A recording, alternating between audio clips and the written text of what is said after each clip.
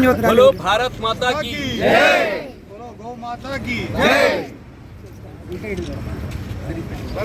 ಗೋ ಹತ್ಯೆ ನಡೀಬಾರದು ಇಡೀ ದೇಶದಲ್ಲಿ ಅಂತ ಹೇಳಿ 27ನೇ ತಾರೀಕು ಗೋ ಹತ್ಯೆ ನಿಷೇಧ ಕಾಯ್ದೆಯನ್ನು ಜಾರಿಗೊಳಿಸಬೇಕು ಅಂತ ಹೇಳಿ ಇಡೀ ದೇಶದಲ್ಲಿ ಎಲ್ಲ ತಹಸೀಲ್ದಾರಿಗೆ ಮನವಿ ಪತ್ರ ಸಲ್ಲಿಸುವಂಥವ್ರು ಇದ್ದೀವಿ.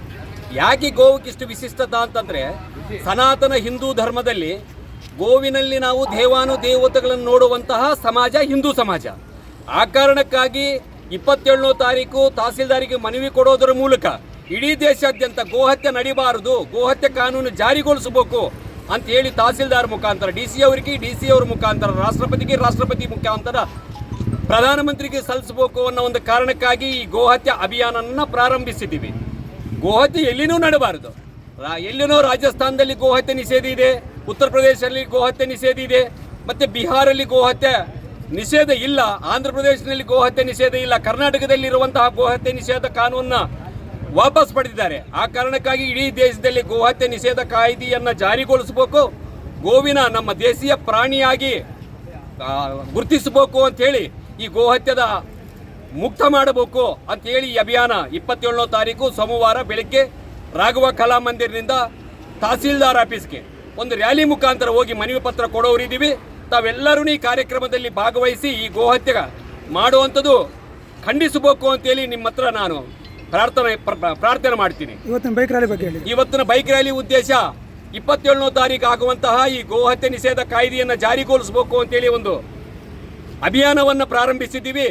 ಜನರಿಗೆ ಒಂದು ಅವೇರ್ನೆಸ್ ಮೂಡಿಸುವಂತಹ ಈ ಬೈಕ್ ರ್ಯಾಲಿ. ಯಾಕೆ ಬೈಕ್ ರ್ಯಾಲಿ, ಯಾಕೆ ಈ ಬುಲೆಟ್ ರ್ಯಾಲಿಯನ್ನು ಮಾಡ್ತೀವಿ ಅಂತಂದರೆ ಜನರಿಗೆ ಗೊತ್ತಾಗಬೇಕು, ಉದ್ದೇಶ ಗೊತ್ತಾಗಬೇಕು ಅನ್ನೋ ಒಂದು ಕಾರಣಕ್ಕಾಗಿ ಈ ಒಂದು ಬುಲೆಟ್ ರ್ಯಾಲಿಯನ್ನು ಪ್ರಾರಂಭಿಸಿದ್ದೀವಿ.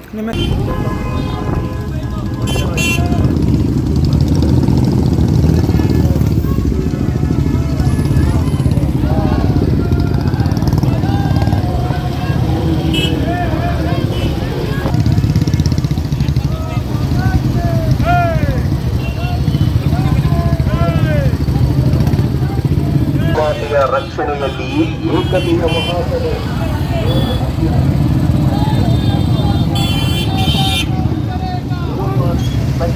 ಸಂಗ್ರಹದ ಅರ್ಪಣೆ ತಹಸೀಲ್ದಾರ್ ಮೂಲಕ ರಾಜ್ಯ ಸರ್ಕಾರ ಮತ್ತು ಕೇಂದ್ರ ಸರ್ಕಾರಕ್ಕೆ ಸಲ್ಲಿಕೆ.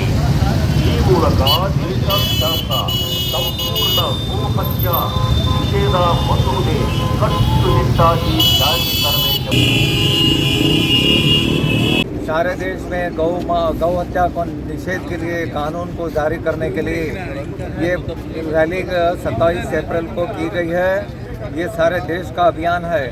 सारे देश में एक ही समय में जिला लेवल में, तालुक लेवल में वहाँ के लोगों को, ऑफिसर्स लोगों को ज्ञापन पत्र दिया जाएगा. अभी तक हमारे बल्लारी शहर में 50 से 60 हज़ार तक सिग्नेचर कैंपेन हुए, हस्ताक्षर सही संग्रहण हुए. इनके साथ हम लोग प्रधानमंत्री को, राष्ट्रपति को और मुख्यमंत्री को, इसके अलावा गवर्नर ऑफ कर्नाटका को, इनको ये पत्र देने वाले हैं. बहुत बड़ी रैली निकलने वाली है. मेरा सभी से निवेदन है, बल्लारी में हम लोग बहुत बड़ी संख्या में रैली निकालेंगे, तो सारे लोग इसमें सहयोग करना.